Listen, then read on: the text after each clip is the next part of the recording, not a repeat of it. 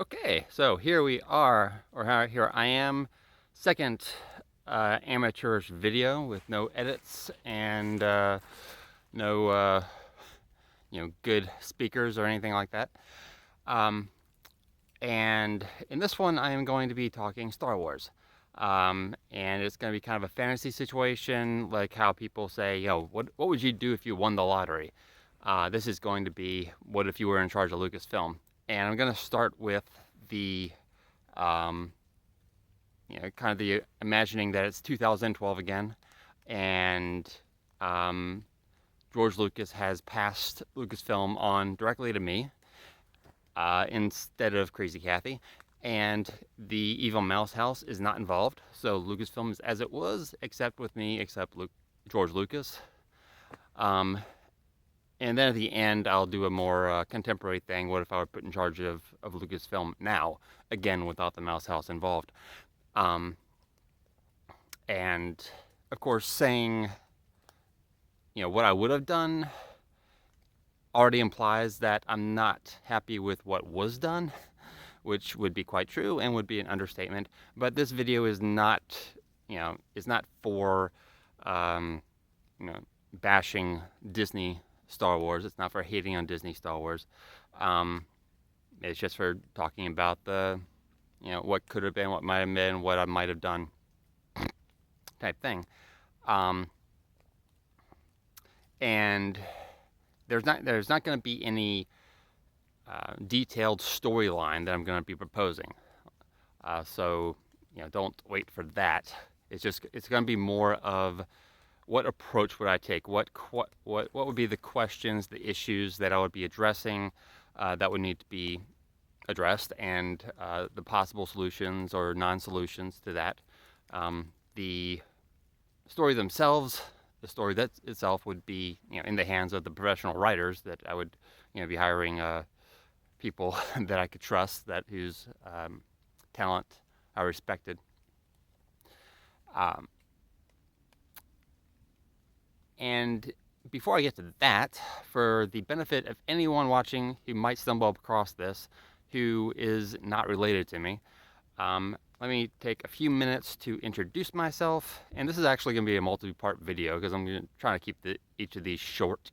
And so most of this is me going to be talking about myself, unfortunately. But I think it would be helpful for anyone who doesn't know me, who stumbles across this thing, to know where I'm coming from as a Star Wars fan, basically. So let me give you an outline of my history as a Star Wars fan. So I'm currently 42. Do the math on when I was born, and uh, the and growing up, I was the youngest. I had three older siblings who enjoyed Star Wars as well. We had Star Wars on VHS. Um, the Star Wars itself was store-bought VHS. Empire Strikes Back and Return of the Jedi were taped from TV. And my sister did a really good job of doing that. We didn't have cable, so there had to have been commercials, but she did a good job editing those out. And those were among the first movies I ever saw. I don't remember the first time I saw them. They've just always been a part of my life. So I grew up watching those, um, and listening to the soundtrack on vinyl, which I still have, and the Empire Strikes Back kind of audio movie on vinyl, which I still have. My sister had the Empire Strikes Back and Return of the Jedi trading cards, which I still have, and she had the storybooks for the trilogy, which I don't have anymore. I don't know if she has them or whether they're just gone. But anyway, and I wasn't involved in any, like, I was kind of a, to myself person, so I wasn't involved in any, like, nerd clique or anything. I wasn't involved in the Star Wars fan club or Lucasfilm fan club. So I wasn't getting information that way. But somehow I did find out that George Lucas had more stories in mind for potentially 6 more movies, or by some accounts, 9 more. And that was a very exciting idea, that we could possibly be getting more Star Wars movies. And my only thought about that was that obviously Luke was going to be training more Jedi, and the first person he trained was going to be his sister Leia. Um, after all, he did tell her in Ewok Village, you have that power too. In time, you'll learn to use it as I have. And I wanted to see that. I wanted to see Leia be a Jedi. I wanted to see her wield a lightsaber. I wanted to see her use a Jedi mind trick on somebody. But that's as far as my imagination went there at that time. Then, of course, in the 90s, the expanded universe exploded. I was aware of it, but I didn't get into it. I did have a nerd friend at the time who was reading the novels, and he was telling me about them. He loaned me True Step Bakura at one point, and I tried reading it, couldn't get into it. And to this day, I can't get into it. I've tried reading it twice since, and sometimes you come across an author whose style isn't necessarily bad; it just doesn't work for you. And this was the case for me. I just can't get into that particular novel. So I wasn't reading any Star Wars at that point. Then the prequels were announced, and that was surprising and exciting. It's like we are actually getting more Star Wars movies, and it's going to take place before these. I wasn't expecting that, but I'll take it. Absolutely, I'll take more Star Wars. And then in '97, the original trilogy was re-released in theaters as the special edition. But special edition or not, the opportunity to see those movies in the theater, on the big screen, in widescreen, with surround sound, all that, after a lifetime, which would have been about 10 years for me at that point, of watching them on a 20-inch TV on pan and scan. Seeing them in the theater was just pure magic, and it's just nothing like that, like seeing Star Wars in the theater. And to this day, I still count seeing Star Wars A New Hope in the theater on February 10th, 1997, as one of the greatest experiences of my life. I was just so happy that day. Then the prequels came out, and I enjoyed them. They were different, but I accepted that. I enjoyed them for what they were. I don't remember my specific reactions to Phantom Menace or Revenge of the Sith. I do remember loving Attack of the Clones at the time. And I remember my brother and I saw Attack of the Clones together, and I remember discussing it with him on the way back. We both enjoyed it. We both found it interesting.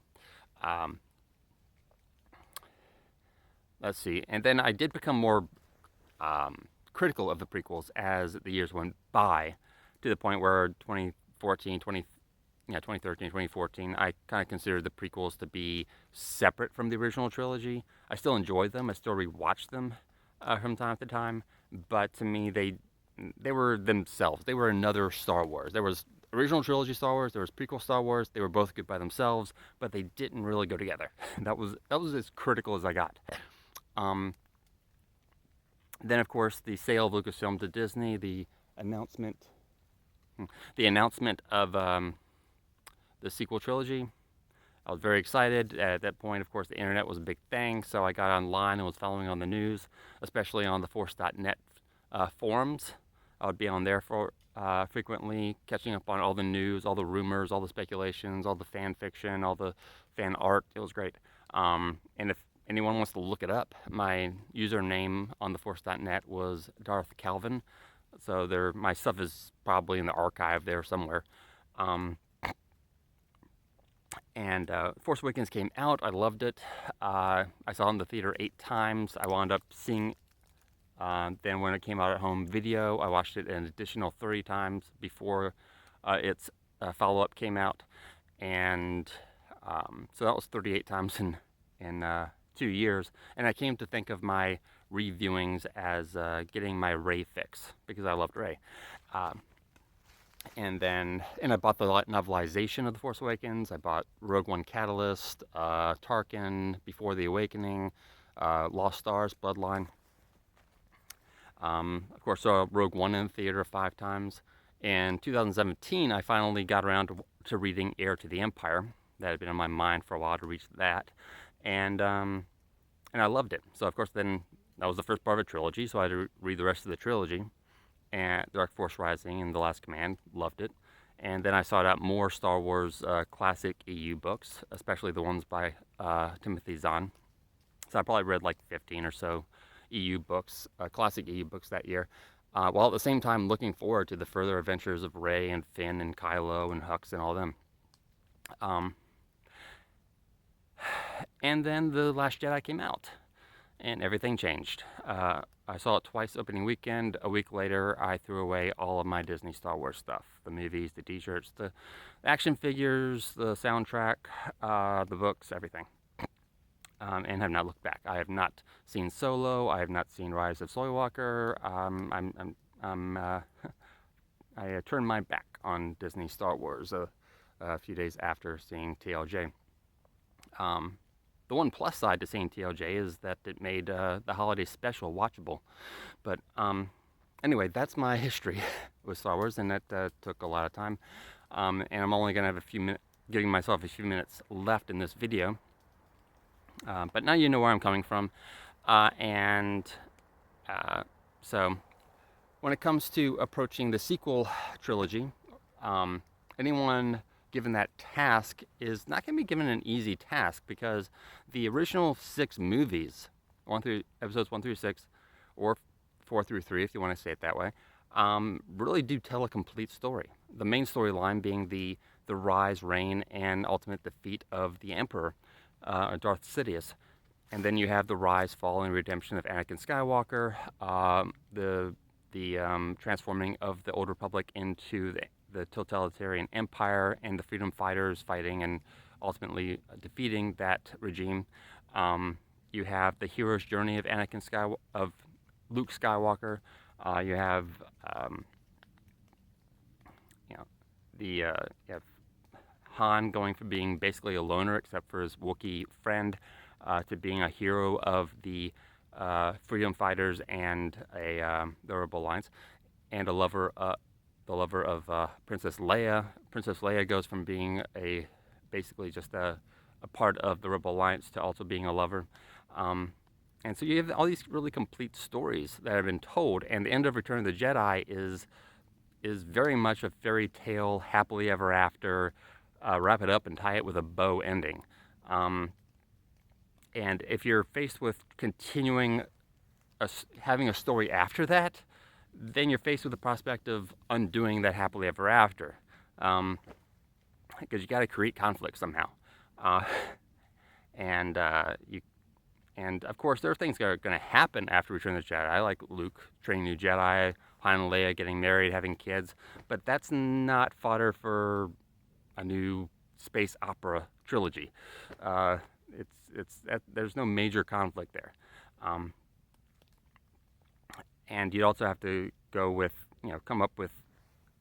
ask yourself, what story would actually be feel like a natural continuation of the first 6 films?